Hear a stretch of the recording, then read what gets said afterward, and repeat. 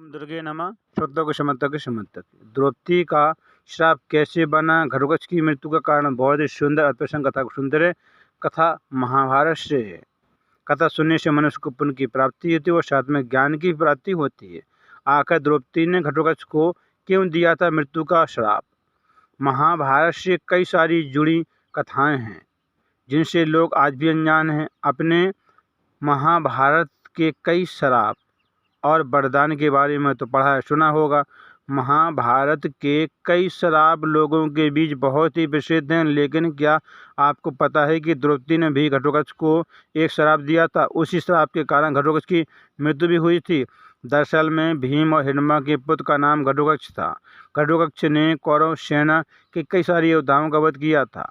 यही नहीं, उन्होंने दुर्योधन और दुशासन को भी बुरी तरह से घायल कर दिया था। घटोत्कच का विशालकाय शरीर और मायावी शक्तियाँ बेहद ही खास थी, इसलिए घटोत्कच बेहद ही बलशाली भी थे। आपको बता दें कि घटोत्कच की वजह से ही महाभारत के युद्ध में कोहराम मचा दिया था और कौरव सेना में खलबली मच गई थी। घटोत्कच ने दुर्योधन के पुत्र लक्ष्मण का भी वध किया था।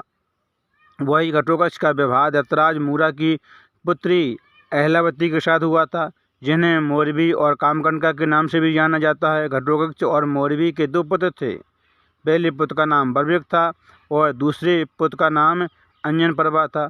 लेकिन कहते हैं कि घटोत्कच को उनकी ही पहली सौतेली माता द्रौपदी ने मृत्यु का श्राप दिया था।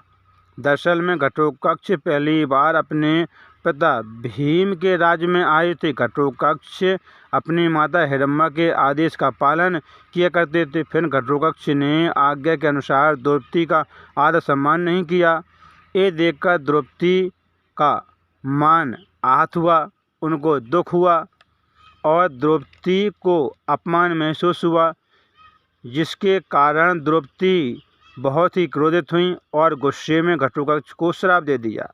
द्रौपदी ने कहा, हे घटोत्कच, मैं एक विशिष्ट स्त्री हूँ और पांडवों की पत्नी हूँ और पांचाल नरेश राजा द्रुपद की मैं पुत्री हूँ और मैं एक प्रसिद्ध पांडवों से भी बढ़कर हूँ। द्रौपदी ने कहा गुस्से में, घटोत्कच, अपनी माता हिडिंबा राक्षसी के आदेश पर महाराजाओं और ऋषियों से भरी सभा में मेरा अपमान किया है।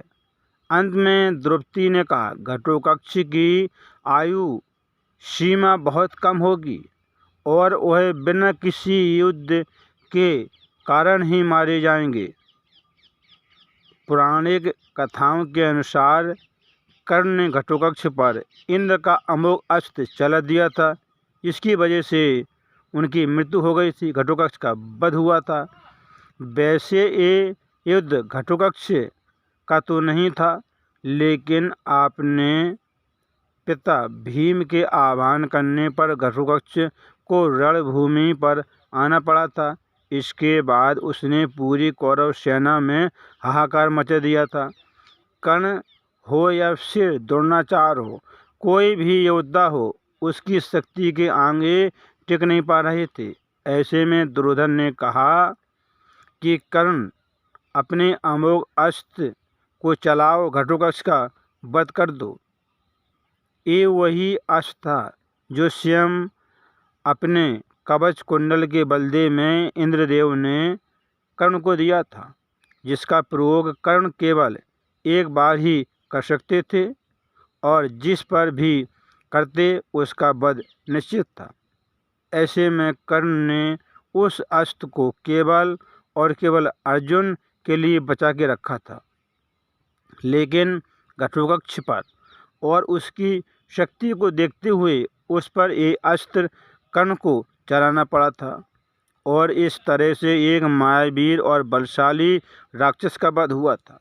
और कहते हैं कि इसके पीछे स्वयं द्रौपदी का ही श्राप था, इसलिए घटोत्कच की मृत्यु हुई थी। बहुत ही सुंदर अद्भुत कथा थी महाभारत से। द्रौपदी के श्राप के कारण ही घटोत्कच की मृत्यु हुई थी। कर्ण वो अस्त्र अर्जुन के लिए बचा के रखा था कि अर्जुन पर चलाएंगे और अर्जुन की इसके द्वारा मृत्यु होगी। लेकिन भगवान श्री कृष्ण ने कहा घटोत्कच जाओ तुम और महाभारत के युद्ध में कौरवों की सेना पर टूट पड़ो, और जब उनकी सेना मारी जाएगी तो दुर्योधन कहेगा कर्ण इस पर अस्त्र चलाओ तुम, और वो अस्त्र चला देगा। फिर अर्जुन सुरक्षित रहेंगे। और भगवान श्री कृष्ण के कहने पर घटोत्कच गया युद्ध स्थल पर और कौरव सेना में हाहाकार मचा दिया, सब योद्धाओं को घायल कर दिया। कर्ण बहुत दुखी था और दुर्योधन के कहने पर कर्ण ने फिर वह अस्त्र चलाया और घटोत्कच की मृत्यु हुई। आपका क्या मानना है कमेंट करके अवश्य बताएं और कमेंट बॉक्स में जय श्री कृष्ण अवश्य लिखें। कथाओं को सुनते रहें, काम करते रहें, मैया का नाम जपते रहें। फिर मिलेंगे अगली बार एक खास वीडियो के साथ। तब तक आप सब देखते रहिए, कथा को सुनते रहें, काम करते रहें, मैया का नाम जपते रहें। शक्तों को क्षमता की क्षमता।